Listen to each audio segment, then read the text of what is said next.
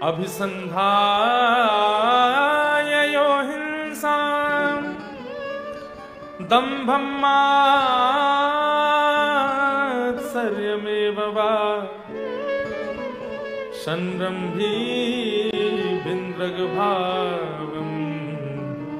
मयि कुर्यात् सतामसः। कितनी अच्छी है ना,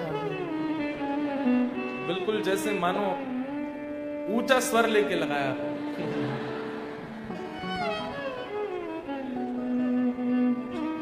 सबसे पहला भगवान बता रहे हैं तामस,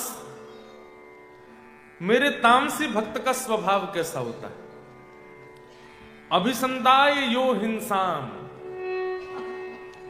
ये करते तो मेरी भक्ति है, आते तो मेरे मंदिर में हैं, मेरा भजन भी करते हैं, नाम भी करते हैं, कथा भी सुनते हैं, उपासना भी करते हैं, लेकिन इनकी तामसिकता खत्म नहीं होती। मतलब कथा भी सुनेंगे, मंदिर भी जाएंगे, नाम जप भी करेंगे, पर खाने की बारी आ जाए तो प्याज भी खा जाएंगे, लहसुन भी खा जाएंगे, कभी कभी तो मांस तक भी खा जाएंगे, छोड़ नहीं सकते।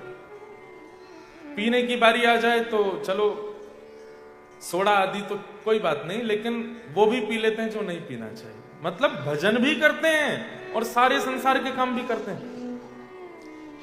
ठाकुर जी कहते हैं ये तामसी भक्त है। मां ने धीमे से पूछा आपको पसंद है? ठाकुर जी ने कोई उत्तर नहीं दिया, प्रिय नहीं है। और हां या ना अगर ना बोला जाए, कुछ आपने पूछा और सामने वाला व्यक्ति अगर मौन हो जाए तो उत्तर मतलब ना ही है।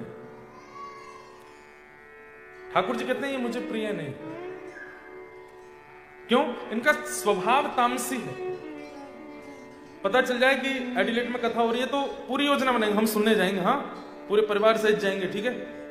2 दिन कथा भी सुनेंगे, नवरात्रि में 9 दिन पूरी देवी जी की चौकी बैठाएंगे, और वो श्रावण का महीना आएगा रोज शंकर जी पर जल चढ़ाने जाएंगे। लेकिन जब सामान्य दिनों की बात आती है तो खाने में भी कोई कसर नहीं, पीने में भी कोई कसर नहीं। और हम केवल खाने पीने तक ना रहे, स्वभाव में भी छल भी करते हैं, कपट भी करते हैं, दंभ भी करते हैं, दूसरों का बुरा भी करते हैं, निंदा भी करते हैं, सब काम करने में ये रुचि रखते हैं। मतलब एक प्रकार से संसारी जीव है, पर उसमें एक गुण है क्या? वो कथा भी सुनते हैं। जैसे रावण सारे गलत काम करता है, लेकिन उसका एक गुण आ जाता है क्या? महादेव की उपासना भी करता है, नित्य महादेव का अभिषेक भी करता है, त्रिपुंड भी लगाता है, संस्कृत का विद्वान होने की वजह से रोज नए नए स्तुतियों की रचना भी करता है तो भक्त। यस्यास्त्रे द्राट द्राट डुट डुट ममलम टम टम टम टम टम डम शम डुडम शम डुहि डुहि चकितम भूपके भूपनालम तैलम तैलम तु तैलम खुकु खुकु खुकु ख्वांग ख्वांग ख्वांग ख्वांग ख्वांग ध्यायन्ते यस्य कान्ते वचसि सकलम पातु नो चंद्रचूड। अब सुन करके क्या लगा? कितनी अद्भुत स्तुति है, शंकर जी का श्लोक है। रचनाकार कौन है? दशानन रावण। तो जो लोग उस समय में ये स्तुतियां सुनते थे, जटाट विज्जल प्रवाह पादित स्थले गले वलंबितम भुजंग तुंग मालिकम, जब ये स्तुतियां सुनते थे तो लोगों के मन में एक इच्छा प्रकट होती, कौन है ये, किसने लिखी है? बोले रावण। अच्छा, लेकिन जब पता चला असलियत का तो भजन भी करता है, महादेव की उपासना भी करता है, जल भी चढ़ाता है, नित्य कैलाश दर्शन करने जाता है महादेव का। लेकिन ना तो व्यवहार में परिवर्तन, ना स्वभाव में परिवर्तन, ना भोजन पानी में परिवर्तन, ना अपनी क्रिया में परिवर्तन। ये तामसी भक्त है। और तामसी भक्त का क्या गति होती है? नाश। जो भगवान गीता में कहते हैं नमे भक्त्या प्रणश्यति, मैं अपने भक्त का पतन नहीं होने देता, तामसी भक्तों के साथ ये चीज लागू नहीं होती, इनका पतन होता है। ये नाम गाते हैं, भजन करते हैं, तो भी इनका पतन होता है। बहुत ध्यान से सुनिए सब लोग, क्योंकि आप ऐसे देश में रहते हैं जहां तामसिक बनने में बहुत सरलता है, जहां तामसी बनना बहुत इजी है। ये भोग देश है, यहां भोग भोगना बहुत आसान है। आंखों की इच्छा, कानों की इच्छा, हाथों की इच्छा, पैरों की इच्छा, जीव की इच्छा, त्वचा की इच्छा पूरी करने में यहां बहुत प्रयत्न नहीं करना पड़ता, बहुत जल्दी पूरी हो जाती है। इसलिए यहां सावधान। मैं कभी कभी मेरे मन में आता है कि भारत में रहने वाले व्यक्ति को इतने परिश्रम की आवश्यकता नहीं है, पर यहां रहने वाले व्यक्ति की तो कठोर परीक्षा होती है। क्यों? उसके सामने भोग वस्तु खुले में रखी है, भोग लो। लेकिन यहां रह करके कि भी यदि किसी ने अपने ऊपर संयम कर लिया तो शायद भारत में भजन करने वाले से पहले ठाकुर जी मिल जाएंगे उसको, तो तुमने भोग देश में रह करके भी।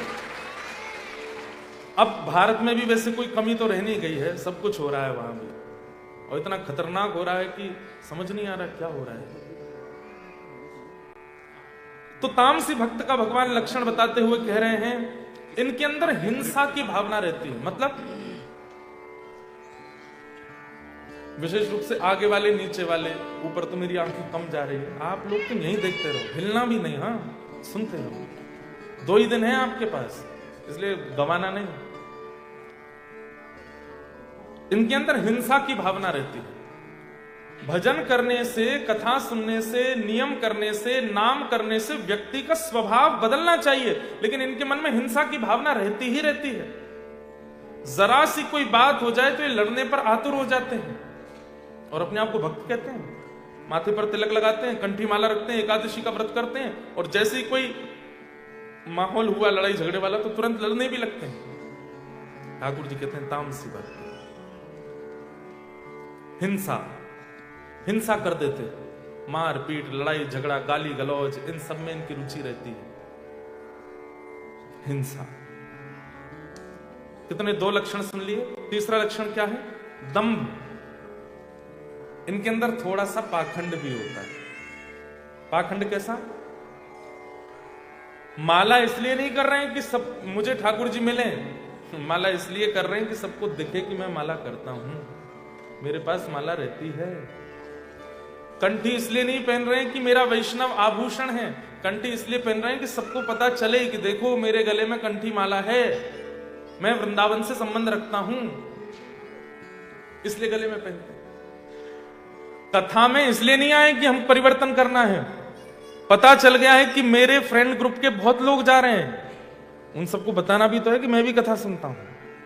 आजकल भक्ति ट्रेंड में चल रही है, इसलिए लोग भक्ति करते हैं, ताकि क्योंकि नॉर्मल किसी कार्यक्रम में जाके फोटो डालेंगे तो 100 लाइक्स, पर भक्ति के कार्यक्रम में जाके फोटो डाले गए तो शायद 350-400 पहुंच सकते हैं, इसलिए करते हैं।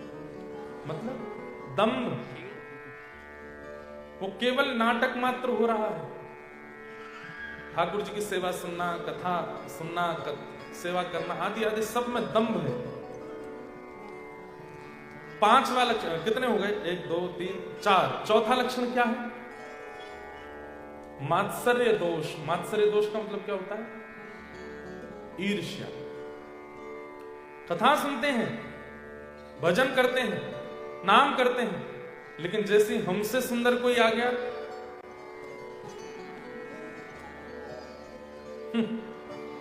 इतना पाउडर लगा के आया मुंह पे, ऐसा बन के आया, ईर्ष्या। कथा सुनते हैं, भजन करते हैं, कीर्तन करते हैं, लेकिन कोई हमसे ज्यादा बढ़िया वाली गाड़ी में आ जाए, सब पता मुझे रेंट पे ले रखी है, उस दिन का रेंट बस दिखा, शो ऑफ कर रहा है सब जगह, ईर्ष्या। अच्छा एक बात कहूं बंधुओं, हमारे अंदर यदि काम है तो काम दोष के साथ में भगवत मिलन हो सकता है, ठाकुर जी कभी ना कभी मिल सकते हैं। क्रोध दोष के साथ भी भगवत मिलन हो सकता है। कोई भी दोष संसार का यदि हमारे अंदर है तो वह ठाकुर जी नजरअंदाज करके हमें मिल सकते हैं, लेकिन एक ईर्ष्या का दोष ऐसा है जिसको ठाकुर जी नजरअंदाज नहीं कर पाए। ईर्ष्यालु व्यक्ति को भगवत प्राप्ति नहीं होती, ईर्ष्यालु व्यक्ति को भगवत दर्शन नहीं होता। इसलिए ईर्ष्या पर तो बहुत ज्यादा ध्यान दी। और एक बात कह दूं, इस पंडाल इस हॉल में बैठे हुए भी 90% लोगों में ईर्ष्या है। हमसे श्रेष्ठ, हमसे ज्यादा अच्छा, हमसे उपलब्धि ज्यादा कोई प्राप्त करता है, परेशानी होती है हमको। और ये एक ऐसा दोष है, अगर ये दोष किसी व्यक्ति के अंदर आ रहा है बार बार, तो इसका मतलब क्या है, अभी संसार से छुट्टी नहीं मिलने वाली, अभी बहुत जन्म लेने पड़ेंगे उसको। लेकिन दुनिया का कोई व्यक्ति कितनी भी बड़ी उपलब्धि प्राप्त कर ले, आपसे आगे निकल जाए, आपको दबा के निकल जाए, लेकिन तब भी आपके चित्त में उसके प्रति ईर्ष्या नहीं आती है, तो ये समझ लेना अंतिम जन्म है, बस खत्म खेल, अब इसके बाद दुनिया में आना नहीं पड़ेगा, पुनर्जन्म नहीं। ईर्ष्या की मात्रा कितनी है यह भी बताती है कि संसार में अभी आपका कितना भाव बाकी है। ईर्ष्या किसको होती है? आत्मा को होती है, हमारे चित्त को होती है, हमारे मन को होती है। इसका मतलब अभी उसको और यश चाहिए संसार में, उसको और धन चाहिए, उसको और सुंदरता चाहिए, उसको और ज्यादा ख्याति चाहिए, उसको और ज्यादा उपलब्धियां चाहिए, जन्म होगा उसका। लेकिन कोई व्यक्ति शांत हो जाए, प्रशांत हो जाए, कोई कुछ भी करे, उसके चित्त को ईर्ष्या नहीं होती, ठाकुर जी और उपलब्धि दीजिए, और आगे बढ़ाइए, सबको और सुंदर बनाइए, और श्रेष्ठ करिए, ऐसी भावना यदि किसी की है तो ये उसका अंतिम जन्म मानिए। अच्छा, एक जगह मैं कहीं किन्हीं महापुरुष से सुन रहा था कि संसार में जितने भी गुण हैं, संसार में जितने भी गुण हैं, यदि वो गुण किसी व्यक्ति में एक साथ दिखने लग जाए, सरलता, सौम्यता, निष्कपटता, निश्चलता, समझ जाना चाहिए उसका अंतिम जन्म।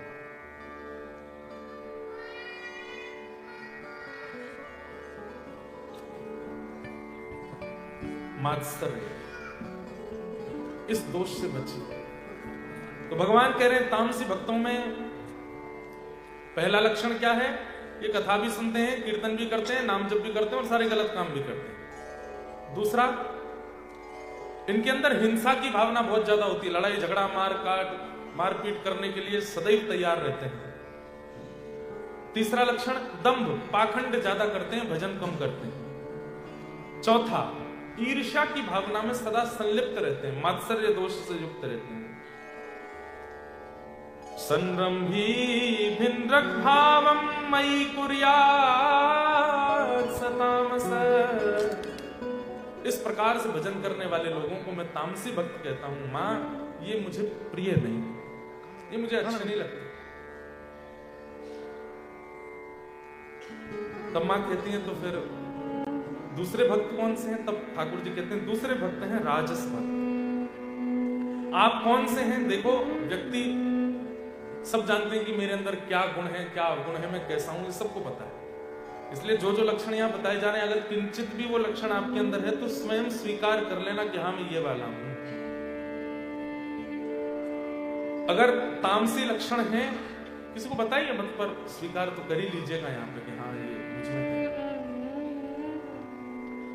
दूसरा लक्षण क्या है? राजस भक्त, विषयान् विसंधाय यश ऐश्वर्यमेव वा अर्चाता वर्चयेद्युमा पृथक् भाव से राजस। राजस भक्त के लक्षण क्या है? तो ठाकुर जी कहते हैं ये मेरे पास केवल मांगने ही आते हैं, ये मेरे पास केवल मांगने ही आते हैं। हे ठाकुर जी, मेरा ये काम करवा दी, सोने का छत्र चढ़वाऊंगा। काम जैसे होने लगता है तो बीच में फिर होता, सोने का तो बहुत महंगा हो रहा है, चांदी का करवा। ठाकुर जी को लोभ देते हैं, हे दुर्गा मैया मेरा ये काम करो। वैष्णो देवी पैदल चढ़ के आऊंगा ऊपर, लोभ दे रहे हैं ठाकुर जी को। जैसे कोई राजनेता को लोभ देता है कि हमारे यहाँ का ये काम करवा दीजिए, हम आपका ये काम करवा देंगे, हम आपको ये करवा देंगे, हम आपको वोट दिलवा देंगे। अरे आप ठाकुर जी से डील कर रहे हो। ये राजस भक्त जो केवल विषय के लिए ठाकुर जी से पार्टनरशिप करने लगता है, बिजनेस पार्टनरशिप हो रही है। हे महादेव, मेलबर्न वाली से मेरा ब्याह करा दो कैसे। उसके अलावा कोई है नहीं इस संसार में जिसके संग में रह सकूं, आप एक मेरा ये काम करा दीजिए। हे महादेव, आप ही कर सकते हैं। हनुमान चालीसा का पाठ कर रहे हैं दिन रात, कैसे भी हमारा ब्याह कर हनुमान चालीसा कहेंगे, हनुमान जी महाराज कहेंगे मैं स्वयं ब्रह्मचारी हूं भाई। मतलब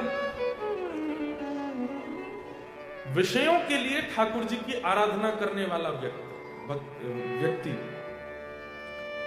अभी आप सब लोग तो ऑस्ट्रेलिया में हैं, कई लोगों के वीजा नहीं होते, कई लोगों के रिजेक्ट हो जाते हैं। तो भारत में ऐसे कई मंदिर हैं, वीजा वाला मंदिर, वहां पर जाके नारियल मांगो वीजा लग जाता है। एक पंजाब में कोई स्थान है, वहां पर जाके हवाई जहाज का टॉय अर्पित कर दो तो यूएस का वीजा हो जाता है। ठीक है, मैं किसी स्थान की निंदा नहीं कर रहा हूं,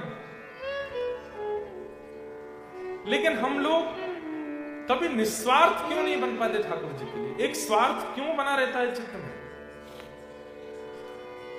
भगवान कह रहे हैं विषयों के लिए जिसको मेरी याद आती, वैसे मेरे को कभी याद नहीं करता, मेरी कभी उसको स्मृति नहीं होती, मैं हूं भी इस पर भी उसको संशय होता रहता, भगवान कुछ है क्या? लेकिन जैसे ही जीवन में अभाव आता है उसको याद आने लगता है, हे भगवान, हे प्रभु, कहां राम कृष्ण जगन्नाथ, कहां होना? ठाकुर जी कहते क्यों पुकार रहे हो? ये काम मेरा करवा दीजिए। आप लोग कभी विचार नहीं करते क्या भगवान ने इसलिए दुनिया बनाई है कि हम लोगों को जन्म दें और फिर जब हमारे काम अटके तो उनसे काम करवाऊं, उनका भजन करूं। मैं अभी मेलबर्न में भी इस बात को कोट करके आया था कि हम सब उनसे बिछड़ गए हैं और अपने कर्म बंधनों में बंध गए यहां करके, पुनः उन्हीं के पास जाना है, इसलिए हम आए हैं इस संसार। जीवात्मा और परमात्मा एक घोंसले के दो पक्षी हैं।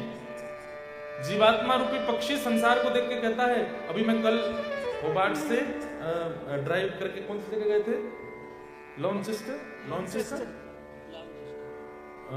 तस्मानिया में, उसको बोलते हैं कि ऑस्ट्रेलिया की सबसे बढ़िया ड्राइव।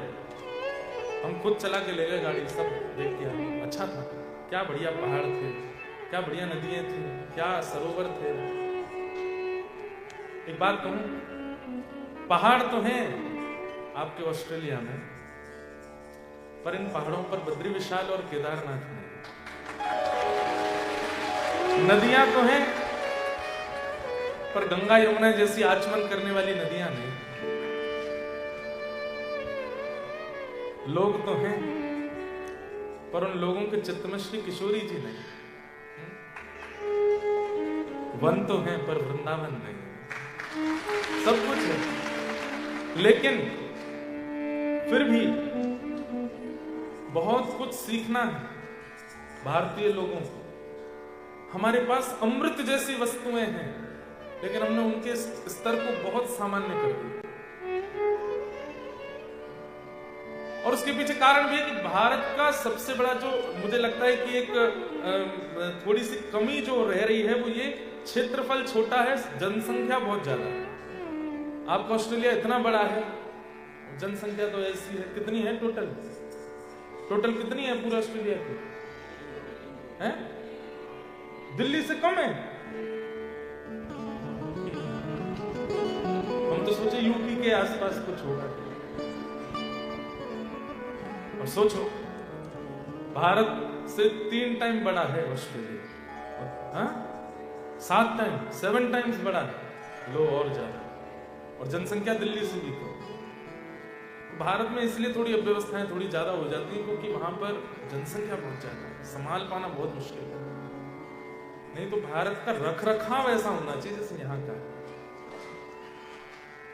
एक चीज का अंतर और है, भारत में पवित्रता बहुत है, स्वच्छता नहीं, पर यहां पर स्वच्छता बहुत है, पवित्रता नहीं। यहां पर स्वच्छता तो बहुत है, व्यक्ति आपको ऐसा लगेगा हाँ क्या बढ़िया कोट पहन के आया है, क्या शूज कितने बढ़िया है इसके, गाड़ी कौन सी बढ़िया लग्जरी कार में से उतरा। लोग had you bath today? No, it's a winter season, we only bath twice a week. हफ्ते में 2 ही बार नहाते हैं। तो जिस हाथ से खा रहे हैं उसी से आपको परोस भी देंगे। यहां पर पवित्रता नहीं है पर स्वच्छता बहुत है। हमारे भारत में स्वच्छता का अभाव हो गया, पवित्रता बहुत है, पवित्रता ऐसी कि काशी विश्वनाथ मंदिर जाएंगे, ऊपर हाथ रख के लेके जाएंगे, इसमें गंगा जल, इसमें माला, कुछ छुप ना जाए। पवित्रता खूब, स्वच्छता लाने की आवश्यकता है भारत में। गंगा यमुना जी की ऐसी स्थिति कर दी है, कभी कभी हृदय बहुत रोता है।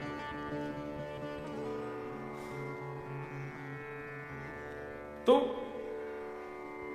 राजस भक्त कौन? जो केवल विषय की याचना करता है ठाकुर जी से। एक बार एक भक्त ने ठाकुर जी की तपस्या की, तपस्या करके भगवान प्रकट हो गए, बोले मांगो क्या चाहिए। तब उसने कहा मैं जो चाहूं मुझे मिल जाया करे, ऐसा वरदान दे दो। ठाकुर जी बोले ऐसा वरदान देने बंद कर दिए मैंने, तुम लोग कुछ भी मांग लेते हो, नहीं दूंगा। तो बोले फिर क्या दोगे? बोले कुछ और मांगो।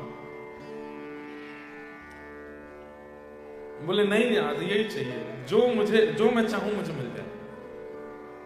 तब ठाकुर जी समझ गए, बोले कलयुगी जीव है, कलयुगी जीव पीछे पड़ा है कि यही वरदान चाहिए, तो चलो दे देते हैं, लेकिन एक बात एक्स्ट्रा बोल देते हैं। क्या?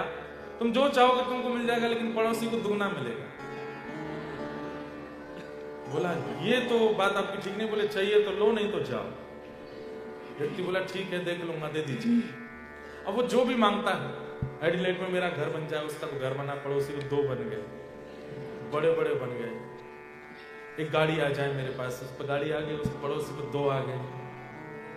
मेरी बढ़िया वाली जॉब लग जाए, मिलियंस कमाया करूंगा, वो तो मिलियंस की जॉब लगी, पड़ोसी की ट्रिलियंस की लग गई। एक सुंदर सी कन्या से मेरा ब्याह हो जाए, इसके तो 1 हुए, पड़ोसी के 2 ब्याह हो गए। अभी तक तो मांग रहा था, लेकिन अब इसको ईर्ष्या होने लगी। तपस्या की मैंने, वरदान मांगा मैंने, और ये हंसकर के मेरे सामने से निकलता है, जानता नहीं मेरी तपस्या का फल भोग रहा है। रुक जा, जो भी मांगता हूं तुझे दुगना मिलता है ना। अब घाटे की वस्तु मांगूंगा, मुझे 1 घाटा होगा, तुझे दुगना होगा। हे भगवान मेरे घर के बिल्कुल मेन डोर पर कुआं निकल आवे, उसको तो 1 निकले, पड़ोसी के 2, वो निकल ही नहीं सकता, इतने बड़े कुआं। हंसने लगा, बोले अब आएगा आने। हे नाथ ये 2 आंखें आपने दी, मैं 1 से भी देख सकता हूँ, 1 आंख फूट जाए मेरी 1 फूटेगी, उसकी 2 फूटेगी। ईर्ष्या धीरे धीरे करके मेरा 1 हाथ कट जाए, उसके दोनों कट गए, मेरा 1 पैर कट जाए, ईर्ष्या बस सब खत्म कर दिया। हम लोग ऐसे हैं। इसलिए भैया प्रार्थना ईर्ष्या है, भजन करके सबसे पहले ईर्ष्या को दूर कीजिए कि ये दोष मेरे चित्त से जाए, ये दोष मेरे अंदर से निकले। आपसे भी कई लोग ईर्ष्या करते होंगे, भारत में जिनके साथ आप आना चाहते थे वो तो रह गए वहीं पे, आप आ गए, या साथ में आए थे आप यहाँ सेटल हो गए, उनको वापस जाना पड़ा, तो वो भी आपसे ईर्ष्या करते हो। दुनिया करे करने दीजिए, आप मत कीजिए किसी से ईर्ष्या नहीं। ठाकुर जी कह रहे हैं राजस भक्त विषयान विसंधाय, ये मेरे को केवल विषयों की प्राप्ति के लिए याद करता है। घर बनवा दो, मोटर गाड़ी दे दो, पत्नी ठीक कर दो, बच्चों की पढ़ाई करवा दो, इसके लिए अच्छा वर दिलवा दो, इसके लिए अच्छी पत्नी बता दो, मेरे बच्चों को बीमारी हो गई है ठीक हो जाए, मेरी माता जी बीमार है ये ठीक हो जाए, मैं इतने लड्डू का भोग लगाऊंगा, मैं इतनी परिक्रमा करूंगा। करते हम सब हैं, और दुर्भाग्य की बात मैं कथा में लगभग बोलता हूँ इस बात को, लोग मुझसे आके फिर पूछने लगते हैं महाराज जी उसके लिए क्या करना चाहिए। भाग्य से ज्यादा समय से पहले नहीं मिलेगा। क्यों इतना हम लोग हाथ पैर फेंकते हैं? सीधा सीधा हरिनाम कीजिए, भजन कीजिए, ठाकुर जी का सिंपल सीधा नाम उच्चारण कीजिए, जो प्राप्त होकर के आपका भला होगा वो मिल ही जाएगा, और जो प्राप्त नहीं होना वो चला जाएगा। दूसरा, ऐसे भक्त केवल यश की प्राप्ति के लिए मेरी आराधना करते हैं। यश मतलब सब जगह मेरा नाम। ऐश्वर्य की प्राप्ति के लिए मेरी आराधना करते हैं। यश ऐश्वर्य में अर्चा दावर चयेद्योमाम, ये सुनने वाली बात। ऐसे लोग केवल मेरी मूर्ति में निष्ठा रखते हैं। मेरे भक्तों में, वैष्णवों में, प्रियजनों में, संतजनों में इनकी कोई निष्ठा नहीं है। ये केवल मंदिर में मूर्ति में मुझको देखते हैं और कहीं नहीं देखते। ये कौन है? राजस भक्त। क्या आपको पसंद है? ये भी मुझे प्रिय है। जो हरिजनों का भजन ना करे। एक बात बोल दूं, हरि को भजोगे तो हरि वैकुंठ देंगे, लेकिन हरिजन भक्तों को भजोगे तो भक्त हरि को ही दे देंगे। इसलिए हमारी वृंदावन परंपरा में ठाकुर जी पाछे हैं, ठाकुर जी के जन पहले, ठाकुर जी के भक्त पहले, ठाकुर जी के जनों की सेवा पहले, गुरुओं की सेवा पहले। हमारे वृंदावन में आकर के देखो, ब्रजवासियों की, रसिक जनों की ऐसी सेवा करते हैं भक्तजन। क्यों? बोले इससे ठाकुर जी प्रिय प्रसन्न हैं। और ये बात कोई ऐसी कहने वाली नहीं है, स्पष्ट रूप से श्रीमद् भागवत में वृत्रासुर ने कही है, अहम हरे तव पादैकमल दासानुदासो भवता स्म भूय मनस्मरे तासुपते गुणांस्ते।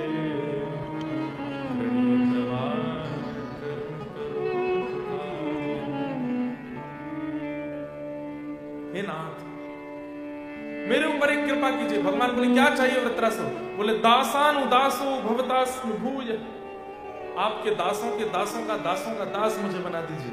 ठाकुर जी बोले मुझे नहीं मांगा तूने, तू मुझे नहीं मांग रहा, दासों के दास क्यों? तो वृत्रासुर कहता है, बोले नाथ मैं आपको बहुत प्रसन्न करना चाहता हूं। यदि मैं सीधे आपके चरण पकड़ूंगा तो आप केवल प्रसन्न होते हैं, लेकिन जब दासों के दासों का चरण पकड़ता हूं तो आप बहुत प्रसन्न होते हैं। ठाकुर जी बोले प्रूव करके दिखाओ। बोले गजेंद्र ने आपको बुलाया था, जब मगरमच्छ ने उसका पैर पकड़ा था तब गजेंद्र आपको बुला रहा था, नारायण खिलगुरो भगवान नमस्ते।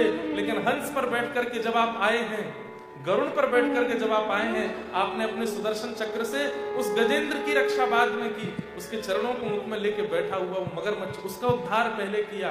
दासान उदासो भवतास्म भूय, उद्धार पहले गजेंद्र का होना चाहिए था, पर गजेंद्र से पहले ग्राह का।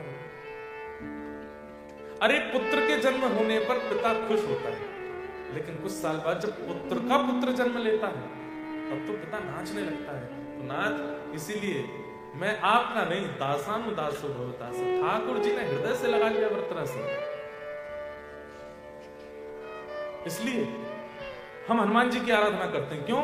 क्योंकि हनुमान जी राम जी के दास हैं, हम हनुमान जी के दास हैं, तो दासानुदास।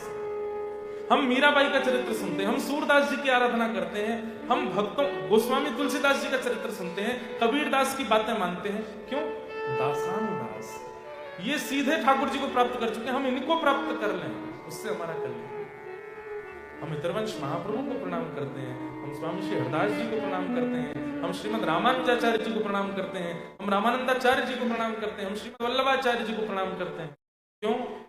प्रणाम से ठाकुर जी, ये इनको प्रणाम करेंगे, ये हमें योग्य बनाएंगे कि हम ठाकुर जी को प्राप्त करें।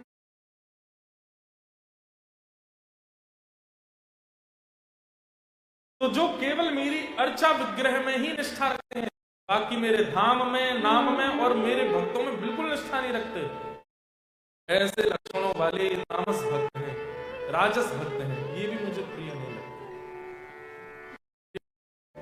प्रिय नहीं, अच्छे नहीं।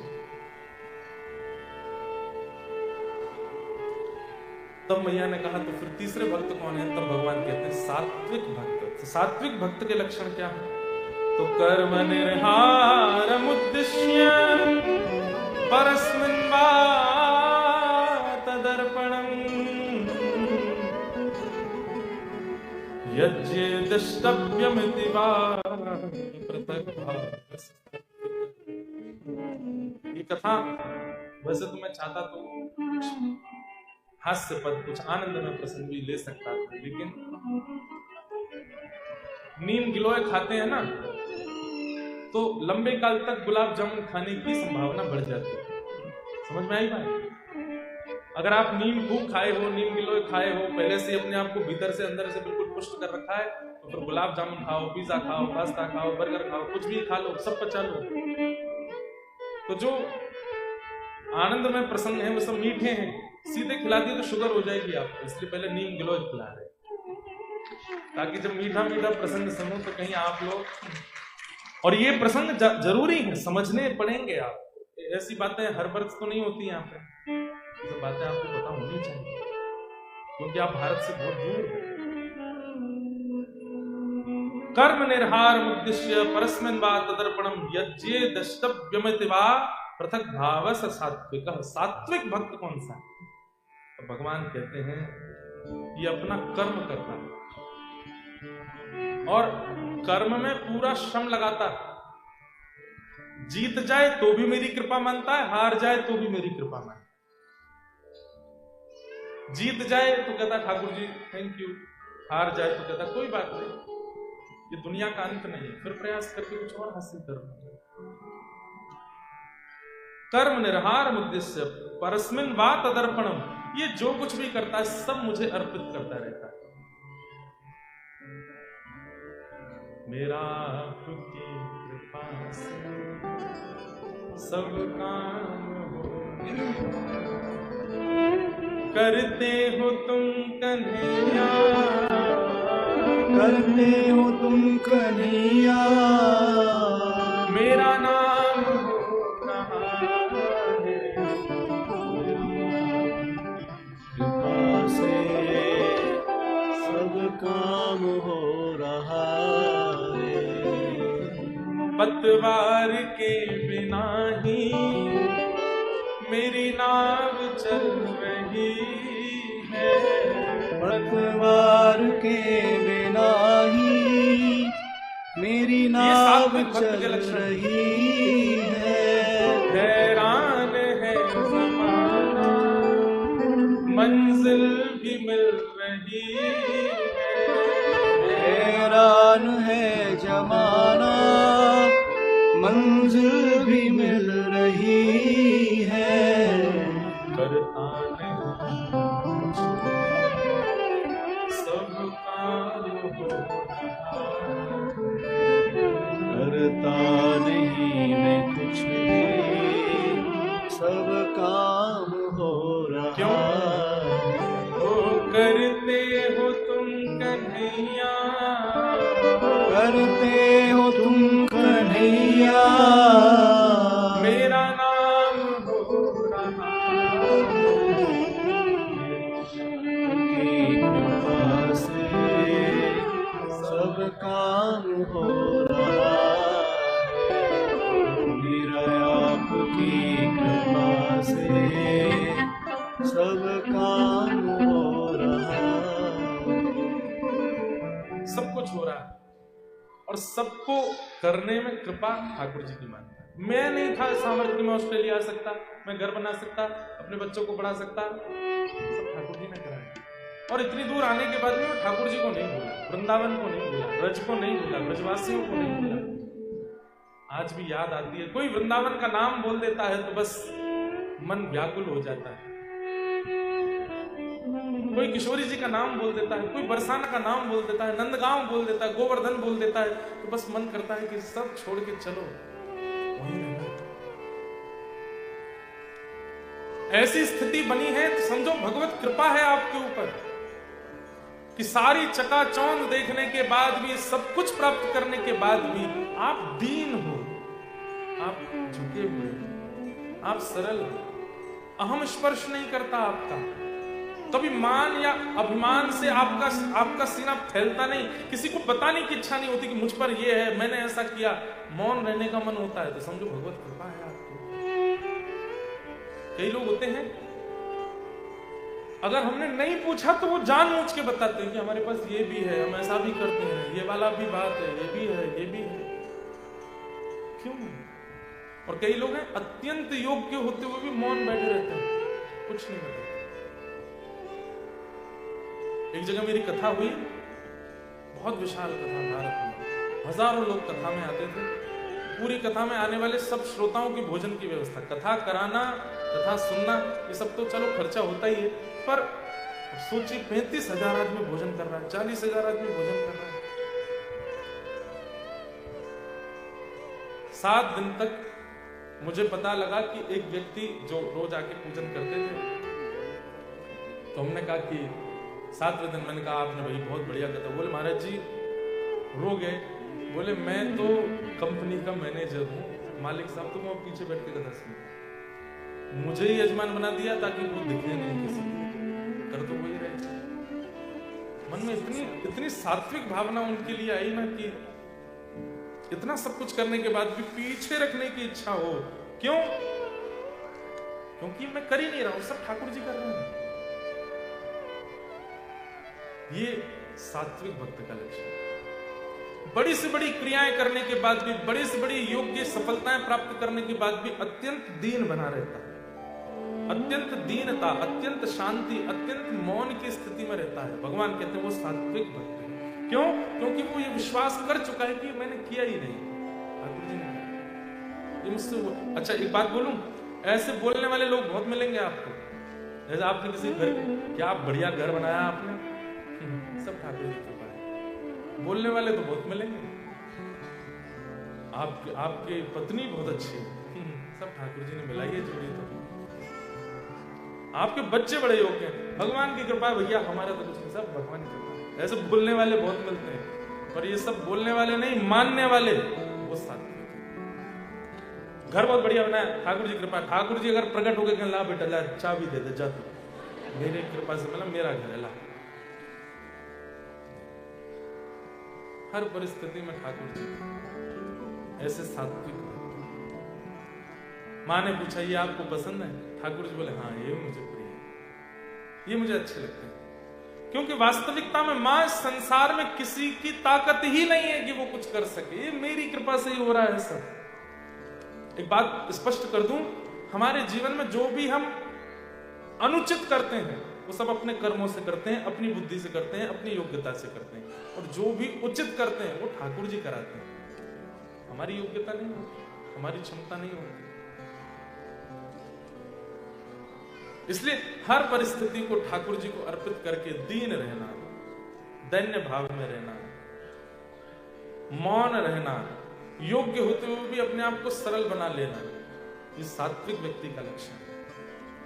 जैसे कई ऐसा होता है कि हमारे ब्राह्मण कुल में या हमारी व्यास परंपरा में कोई बहुत विद्वान होता है ना, तो विद्वानों जैसा गेटअप रख लेता है, यहां से यहां तक बड़े बड़े चंदन लगा लेंगे, जटा वटा बना लेंगे, यहाँ पे इनमें सब में कुछ पहन लेंगे, चलेंगे तो एक आदमी पीछे डंडे लेके चलेगा, छत्र चमर आदि, वो ठीक है।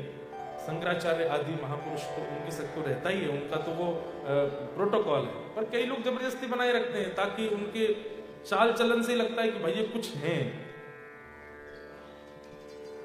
ऐसे कोई बहुत धनवान होता है तो वो भी शो ऑफ में लगा रहता है, कुछ ना कुछ दिखाना, कैसे भी बताना कि मैं धनवान हूं, मेरे बिना बोले इनको पता चल जाए कि मैं धनवान हूं। ये सब सात्विक व्यक्ति का लक्षण नहीं होता। सात्विक कैसा होता है? अति दीन, अति शांत, कोने में बैठा होगा चुपचाप। हनुमान जी के विषय में आता है, यत्र यत्र रघुनाथ कीर्तनम तत्र तत्र कृतमस्तकांजलिं बाष्पवारि परिपूर्ण लोचनम मारुतिं नमत राक्षसांतकम्।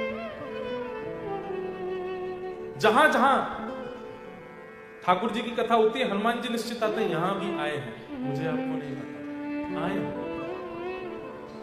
स्पष्ट यत्र यत्र रघुनाथ कीर्तनम, जहां जहां राम जी की कथा, कृष्ण की कथा होती है, हनुमान जी जाते हैं, तत्र तत्र कृतमस्तकांजलिं। मां हनुमान जी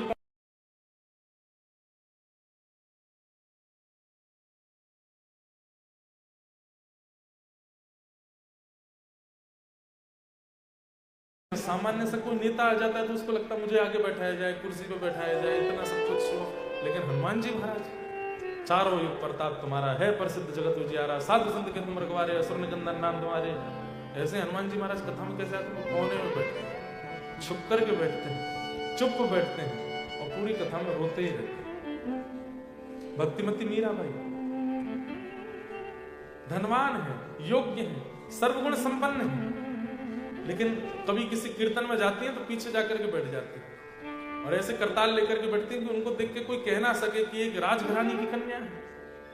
सरलता, दीनता, सहजता, ये सब चित्त में आने लग जाए, समझो भगवत कृपा आपके ऊपर बनी हुई है।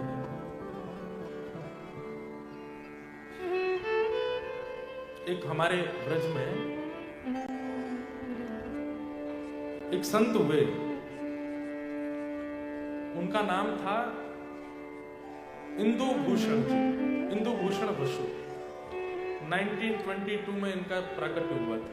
1922 मतलब अभी कितने साल हो गए? 100 वर्ष हो गए 2022 में, और अभी 26 चल रहा है। तो 1922 में आपका जन्म हुआ था बंगाल में, लेकिन इनके पिताजी रोज हर महीने वृंदावन आया करते थे और इनको भी लेके आते थे। बिहारी जी का दर्शन करते थे, बिहारी जी का दर्शन करके खूब आनंदित होते। इनके पिताजी भी परम वैष्णव भक्त थे, लेकिन बार बार वृंदावन जाते जाते जाते जाते जाते जाते प्रारंभिक स्थिति होती है कि आपने ठाकुर जी को देखा, लेकिन एक स्थिति आती है कि ठाकुर जी ने आपको देखा। आपने ठाकुर जी को देखा, दोनों में अंतर समझिएगा। आपने अगर ठाकुर जी को देखा तो आप वापस आने के लिए तैयार भी हो जाओगे, गाड़ी में भी बैठ जाओगे, एयरपोर्ट भी पहुंच जाओगे, फ्लाइट में बैठ के ऑस्ट्रेलिया वापस आ भी जाओगे। इसका मतलब आप देख के आए। लेकिन यदि ठाकुर जी ने आपको देखा होगा, ठाकुर जी की दृष्टि आप पर पड़ी होगी, तो गाड़ी में बैठने में भी हाथ पैर कांपे। बार बार ठाकुर जी से कहोगे कुछ कर दो, बादल फाड़ दो, वर्षा कर दो, गड्ढे कर दो, दिल्ली ना पहुंच पाए हम, फ्लाइट छूट जाए हमारी। और ज्यों ज्यों वृंदावन से दूर जाओगे त्यों त्यों वेदना बढ़ती रहेगी। दिल्ली पहुंच भी गए तो फ्लाइट में बैठने से पहले लगेगा पासपोर्ट कहीं गिर जाए मेरा, वीजा मेरा खत्म हो जाए, इमिग्रेशन वाले यहीं रोक दें कि तुम नहीं जा सकते।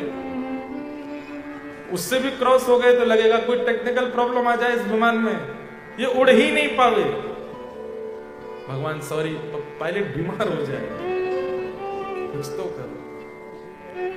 कहने का अभिप्राय मतलब ये सब नहीं कि इतना सब कुछ बिगड़े, लेकिन मन में आने लगा मुझे नहीं जाना है, मुझे वृंदावन से दूर नहीं जाना है, मैं व्रत से दूर नहीं रह सकता। इसका मतलब क्या है? ठाकुर जी की दृष्टि आप पर पड़ी है, इसीलिए इतनी वेदना हो रही है, इतनी व्याकुलता हो रही है। तो जो इंद्रभूषण जी थे, इंद्रभूषण बसु, इन पर बिहारी जी की दृष्टि पड़ गई। जब ये 18 वर्ष की हुई कि सारी पढ़ाई आदि पूरी हो गई थी, लेकिन बिहारी जी की ऐसी दृष्टि पड़ी कि अब ये वृंदावन जाके वापस कलकत्ता जब जाते थे तो रोते थे, और अपने पिताजी इनके पूछते क्यों रोते हो? बोले कि ये नहीं पता बस मुझे, मैं क्यों रो रहा हूं, मुझे क्यों रोना आता है। वृंदावन से जाते हैं तो ऐसा लगता है मेरे प्राण जाना नहीं चाहते, जबरदस्ती कर रहा हूं।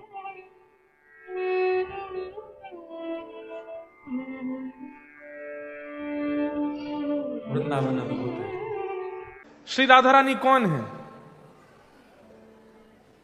जैसे अब वैसे तो राधा कौन है, श्री किशोरी जी कौन है, व्याख्या करने के लिए 2 दिन तो बहुत ही कम है, और अभी अगर मुझे आधा घंटे में भी करना हो तो भी बहुत कम है। लेकिन मैं बस एक सरल सी परिभाषा यदि बता दूं तो जैसे मुझे आनंद आता है तो मेरे आनंद व्यक्त करने का एक तरीका है। आप सबको आनंद आता है, आपके आनंद व्यक्त करने का एक तरीका है। किसी को आनंद आता है तो उसको भूख लगती है, अच्छा लगता है तो उसको भूख लगती है। किसी को आनंद आता है तो उसको नाचने का मन होता है, किसी को आनंद आता है तो वो रो जाता है, किसी को आनंद आता है तो वो हंसता है, किसी को आनंद आता है तो वो कूदता है, किसी को आनंद आता है तो वो नहाता है। एक हमारे परिकर में भैया, उनको आनंद आता है तो कपड़े धोते हैं, है कि नहीं? यहां नहीं आए हैं, लेकिन वो कहते हैं कि महाराज जी धुले धुलाए कपड़े धो देते हैं दोबारा, आनंद आ रहा है। हर व्यक्ति का आनंद एक्सप्रेस करने का एक तरीका है। ऐसे जब ठाकुर जी को आनंद आता है तो वो एक्सप्रेस नहीं कर पाते। क्यों? उसकी मात्रा इतनी होती है कि उसको एक्सप्रेस करें कैसे। तब ठाकुर जी का आह्लाद मतलब आनंद की चरमोत्कृष्ट परिस्थिति। हम आप सब लोग तो सुख में ही रहते हैं, सुख की चरमोत्कृष्ट परिस्थिति आनंद, आनंद की चरमोत्कृष्ट परिस्थिति आह्लाद। तो ठाकुर जी का जो आह्लाद है वो किशोरी जी के रूप में प्रकट हो गया है, इसलिए आह्लादनीय शक्ति हैं। तो राधा रानी अलग नहीं है, ठाकुर जी का ही चित्त श्री किशोरी जी के रूप में प्रकट है। इसलिए मन भूल मत जयो राधा रानी के चरण, मन भूल मत।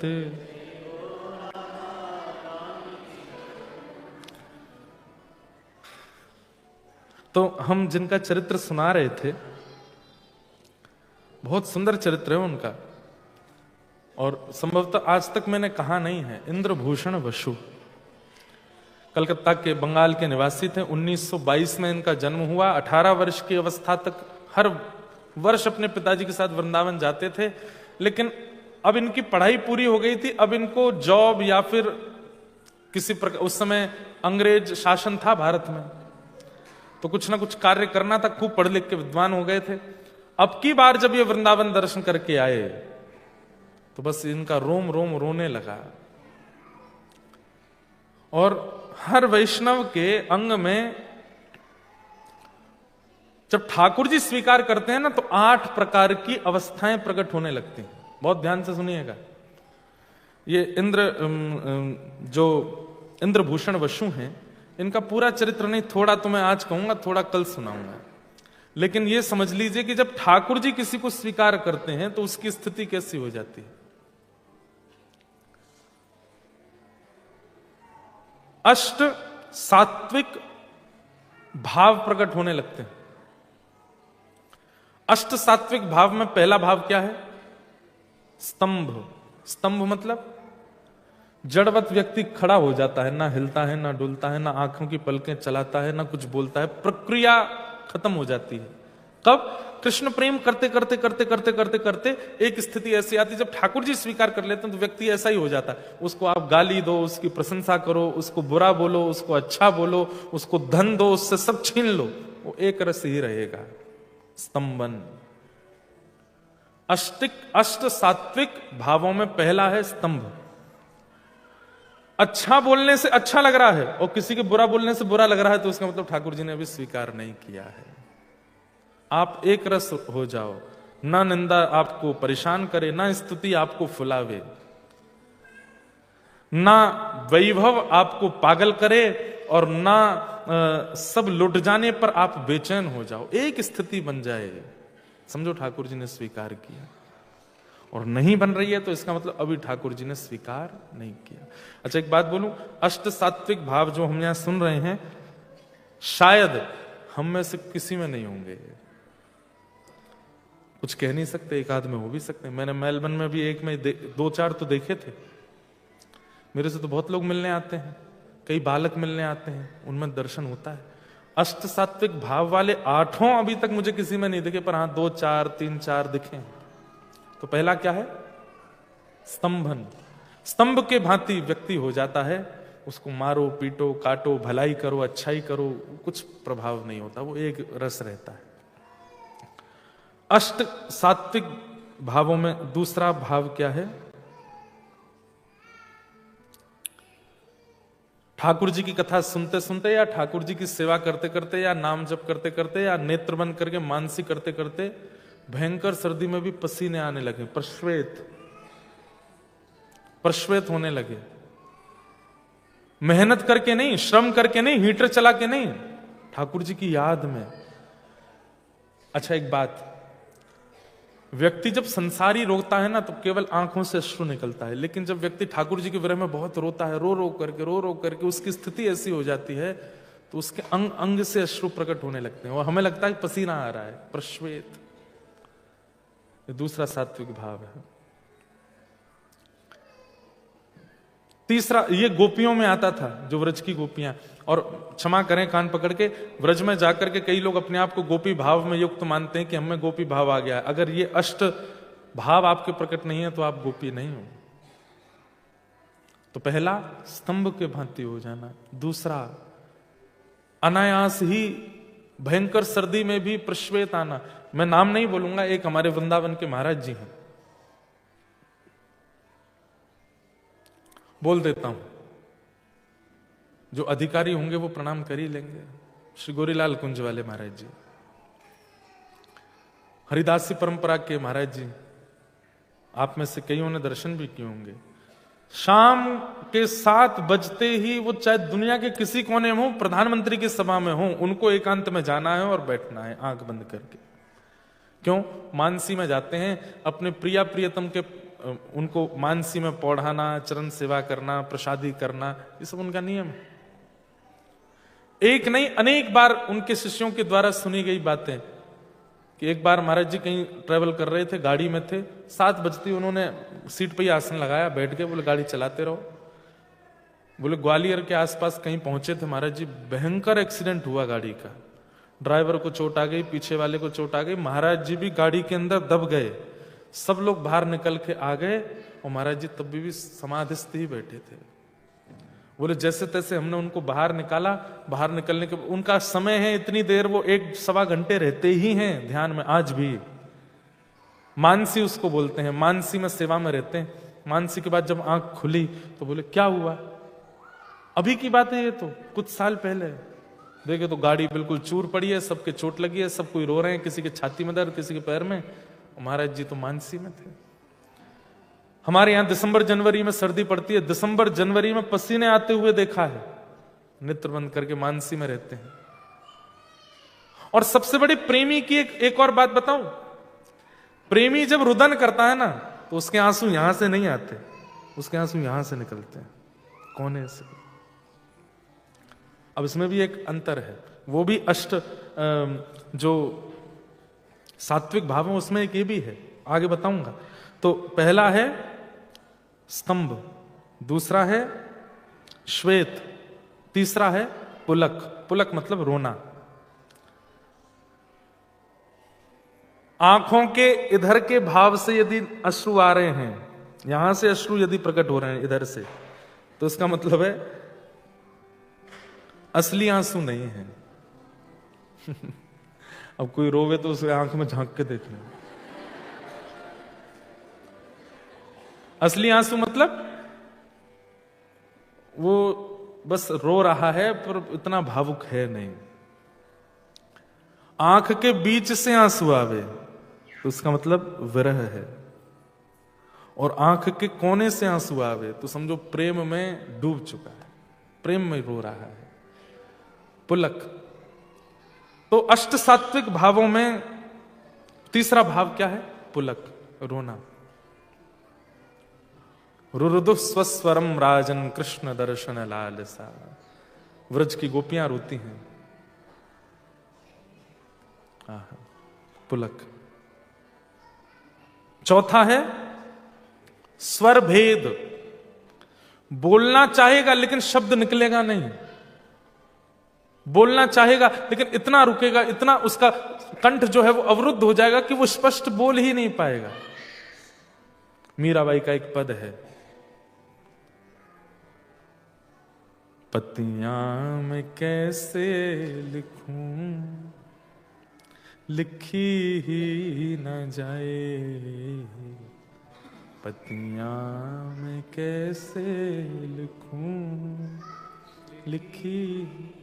किसी ने मीराबाई को कहा कि तुझे वृंदावन की बहुत याद आती है? बोले हाँ, तू पत्र लिखा कर और वृंदावन जाने वाले किसी भी व्यक्ति के हाथ पहुंचवा दिया कर। तो मीराबाई ने 2-4 बार प्रयास किया। उस संत ने फिर पूछा तूने पत्र लिखा? तब मीराबाई ये पद गाती हैं और क्या भावना प्रकट कर रही है, सुनिए जरा। मतलब प्योरिटी जिसको कहते हैं ना, प्रेम में स्वच्छता, ये आपको यहां दिखेगी। इस संसार में जिसको स्वच्छ प्रेम कहते हैं वो प्रेम है, स्वार्थ है वो तो।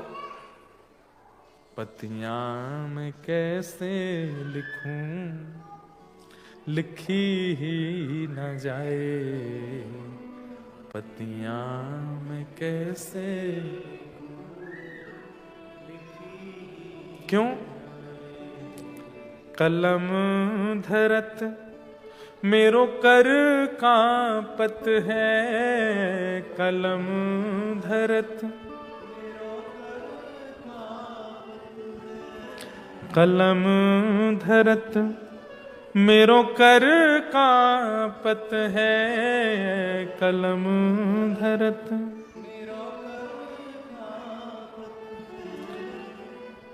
मैं कैसे लिखूं पत्र? क्योंकि जब लिखने बैठती हूं तो मेरे हाथ बहुत कांपते हैं, और जैसे तैसे मैं दूसरे हाथ से पकड़ के लिख भी लेती हूं तो नैन रहे हैं झराए,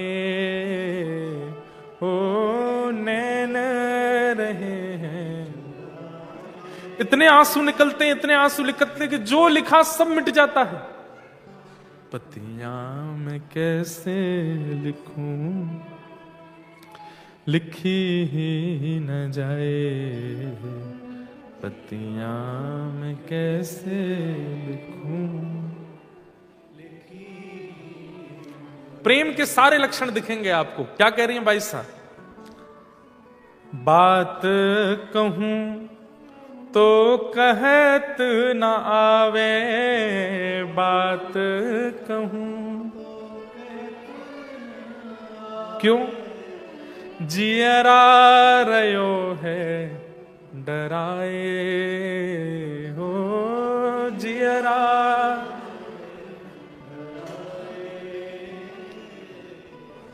पत्तियां मैं कैसे लिखूं, लिखी ही न जाए, पत्तियां मैं कैसे।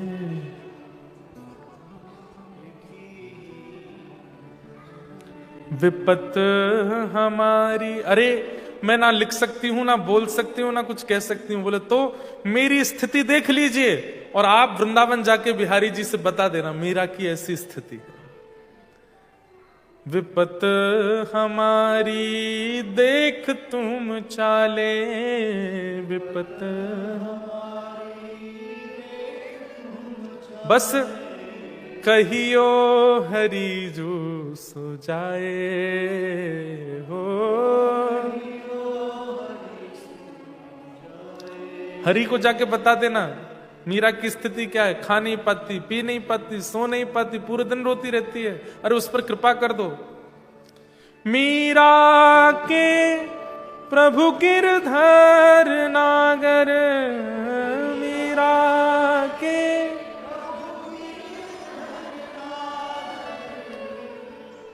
एक ही इच्छा। किसी ने पूछा वृंदावन जाके तुम्हारी स्थिति बता देंगे। ठाकुर जी ने पूछा कि मीरा चाहती क्या है, तो क्या बताएं? बोले मीरा के प्रभु गिरधर नागर, मीरा के चरण कमल लिपटाए हो, चरण कमल। बस और कुछ नहीं चाहिए, कह देना कि वो अपने चरण में स्थान दे दे।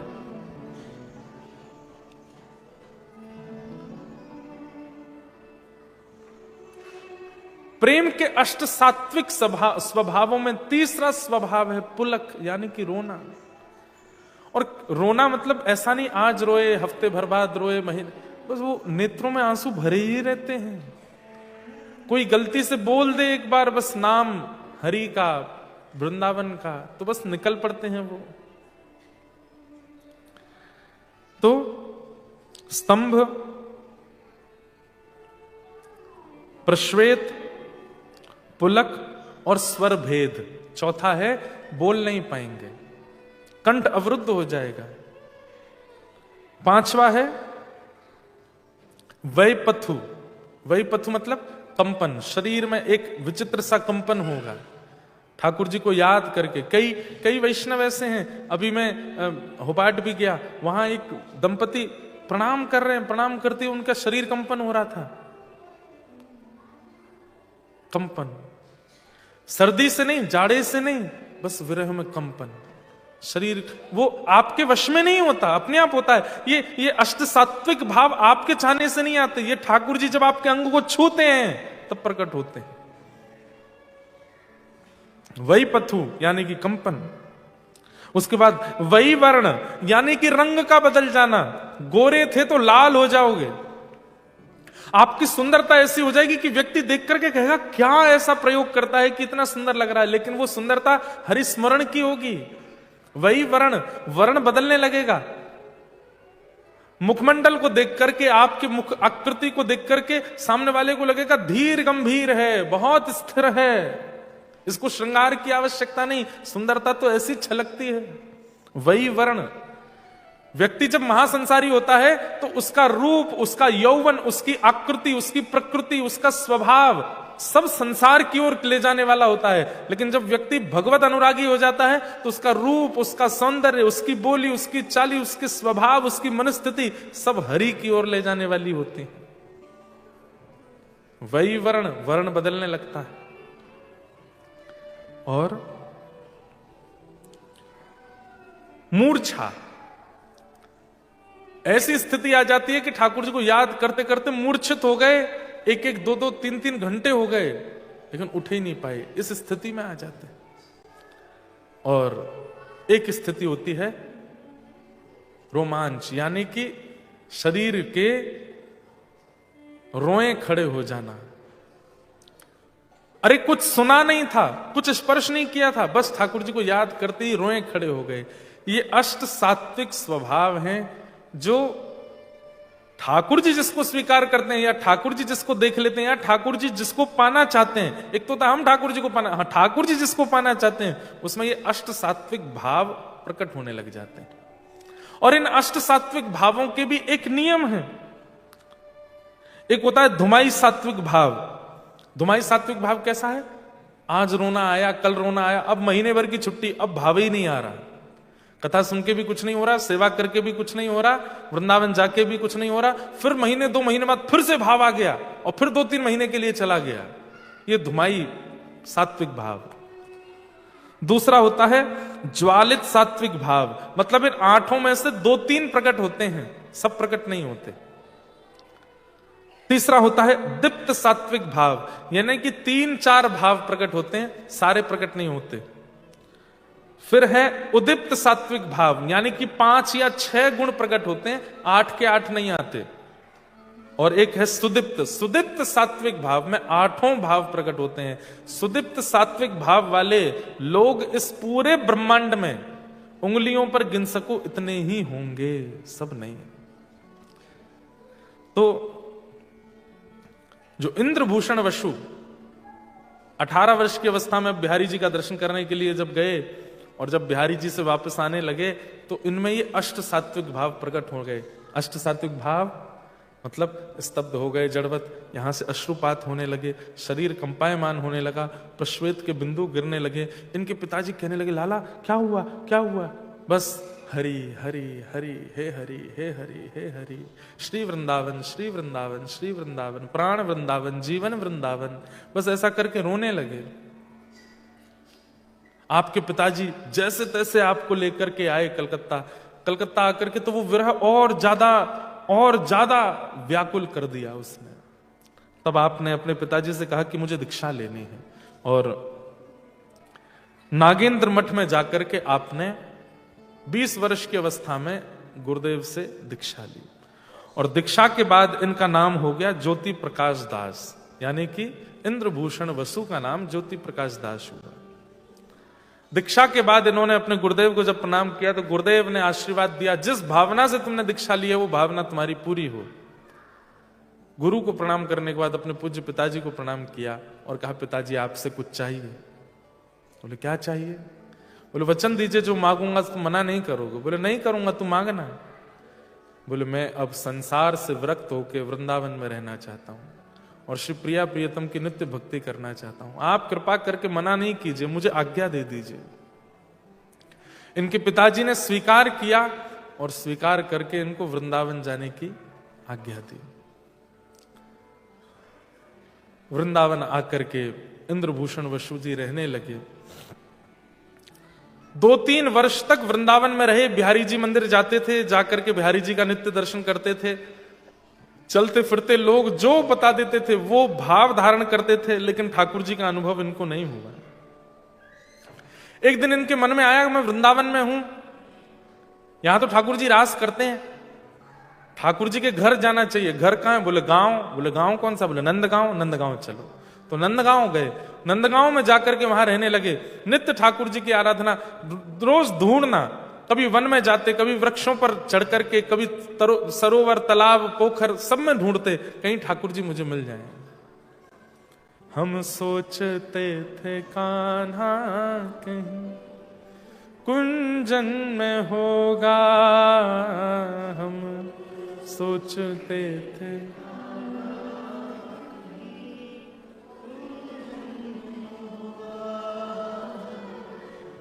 अभी तो मिलन का हमने सुख नहीं भोगा। हाँ अभी तो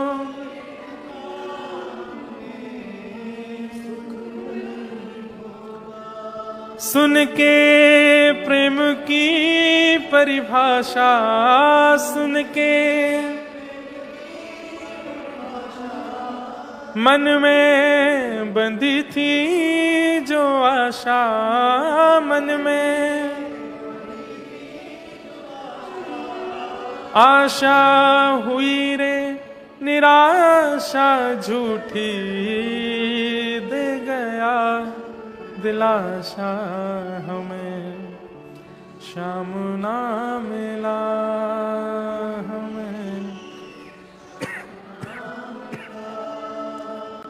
हमें शाम ना मिला हमें शाम ना। हे सुने राधिका दुलारी सुने तेरे द्वार का भिखारी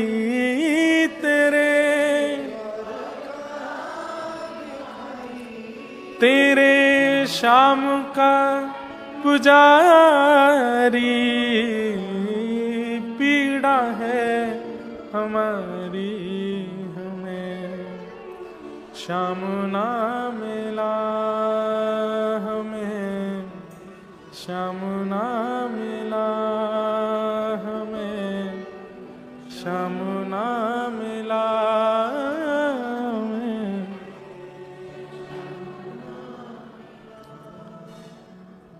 इंद्रभूषण जी ढूंढते हैं कहां है ठाकुर जी। गाय चढ़ती हुई जाती हैं तो पीछे पीछे दौड़ते हैं, ग्वारियाओं को पकड़ लेते हैं, बोले आप बता दीजिए ना श्याम सुंदर कहां। बोले हमें क्या पता कहां है। बोले तुम भैया सबरे गैया चराओ, तुमको पता होती होगी ग्वारिया कन्हैया कहां को गयो है। गोपियों के द्वार पर चले जाते हैं नंदगांव में और द्वार पर खड़े हो जाते हैं। गोपी निकल के आती, कहा चाहिए बाबा। बोले कछुना चाहिए। कन्हैया तुम्हारे घर माखन चुराए हुए आमे नेक बताए दो कहां है। अरे बाबा बावड़ो होगो दिखे, ये 1922 चल रहा है। ठाकुर जी तो माखन चोरी द्वापर युग में क्यों करते, ये तो कलयुग चल रहा है। अरे तुम सब मुंह मिलवानो नए चाहो या हमारे मुंह को नए बता रहे हो। सब जगह ढूंढते, इतनी व्याकुलता चित्त में होने लगी कि आप अनशन पर बैठ गए और अन्न जल त्याग करके बैठ गए। बोले ठाकुर जी या तो मुंह को मिलो, नहीं तो मैं अपने प्राण त्याग दूंगा। एक दिन, 2 दिन, 3 दिन जब बीत गए तब एक दिन स्वप्न आदेश हुआ और बस एक स्वर सुनाई दिया। बोले क्या, नंदगांव से उत्तर की ओर जाओ, नंदगांव से उत्तर की ओर जाओ, नंदगांव से उत्तर की ओर जाओ।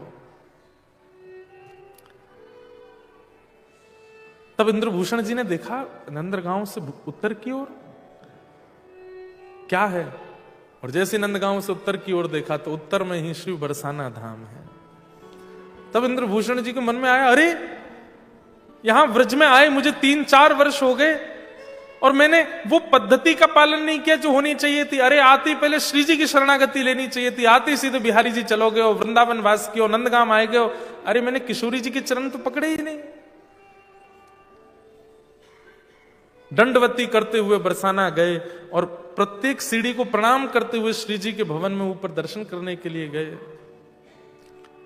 किशोरी जी के सामने बैठ करके खूब बोले, हे प्रियाजू मुझको क्षमा करो, मैंने आपको भजन नहीं किया, आपको स्तवन, आपके दर्शन नहीं किए। बंधुओं, एक मुझसे किसी ने एक बात कही थी कि महाराज जी आप कहते हैं हे सुन राधिका दुलारी हमें श्याम ना मिला, सब किशोरी जी से ठाकुर जी को ही क्यों मांगते हैं? कभी हमने ऐसा भाव या ऐसी बात क्यों नहीं सुनी कि हम ठाकुर जी से कहें कि आप भले ही मत मिलो, हमें श्री जी से मिलाओ, हमें किशोरी जी से मिलाओ। सत्य बात तो आप लोगों को सुनकर के चौंक जाएंगे। किशोरी जी मिलती ही कृष्ण विरह करने वालों को है, और इस बात का प्रमाण श्रीमद् भागवत की कथा। गोपियां जब कृष्ण विरह में गोपी गीत गाने को आतुर हुई हैं, व्याकुल हो गई हैं, अष्ट सात्विक स्थिति प्रकट हो गई है, तो भागवत जी कहती हैं कि यमुना पुलिन पर किशोरी जी उन्हें प्राप्त हुए हैं। किशोरी जी को प्राप्त करने का साधन क्या है? कृष्ण विरह। कृष्ण विरह से किशोरी जी मिलती हैं। क्योंकि कृष्ण विरह में जब जब संभाल नहीं पाता व्यक्ति स्वयं को, तब श्री जी ही आती हैं उसको संभालने के लिए। और कोई साधन ही नहीं है किशोरी जी को प्राप्त करने का, एक ही साधन है, क्या? कृष्ण विरह। आज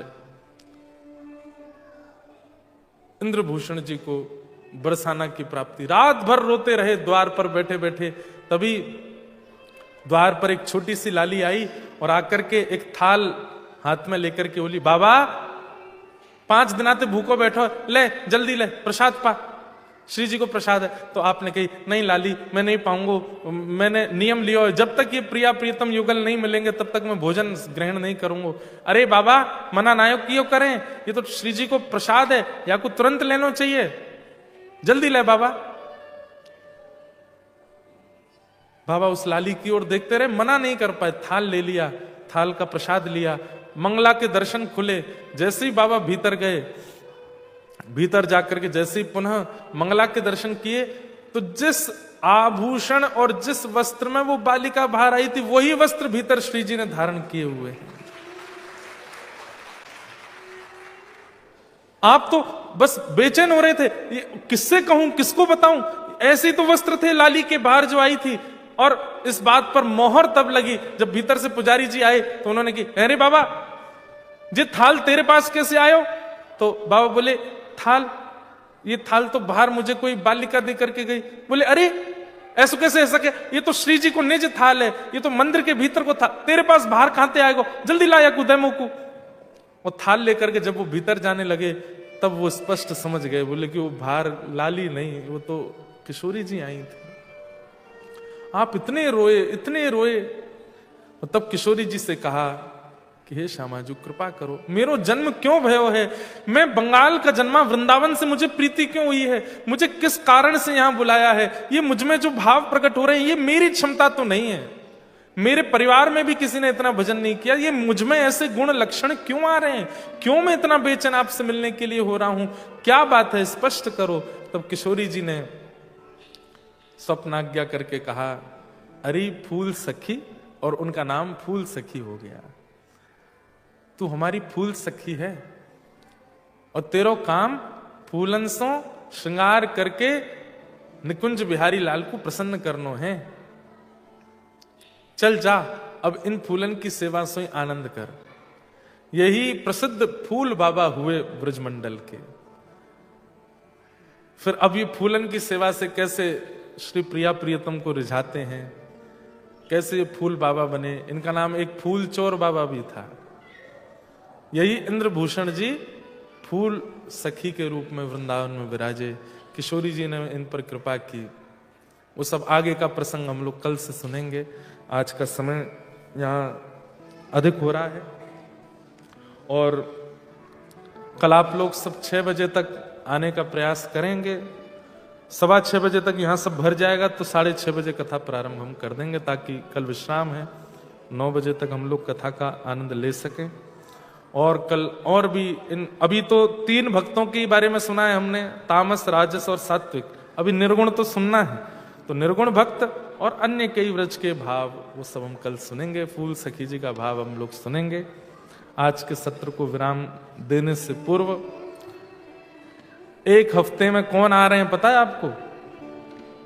जगन्नाथ, महाप्रभु जगन्नाथ जी अभी अनोसर में है, अभी दर्शन नहीं हो रहे हैं महाप्रभु जी के। पिछले 15 दिन से ठाकुर जी के दर्शन नहीं हो रहे हैं। 1 हफ्ते बाद नंदी घोष रथ पर बैठ करके महाप्रभु जगन्नाथ आएंगे और पूरे विश्व को दर्शन होगा। उस समय हमारी कथा सिडनी में हो रही होगी और हम योजना बना करके कुछ ना कुछ रथ यात्रा का आनंद सिडनी में करेंगे।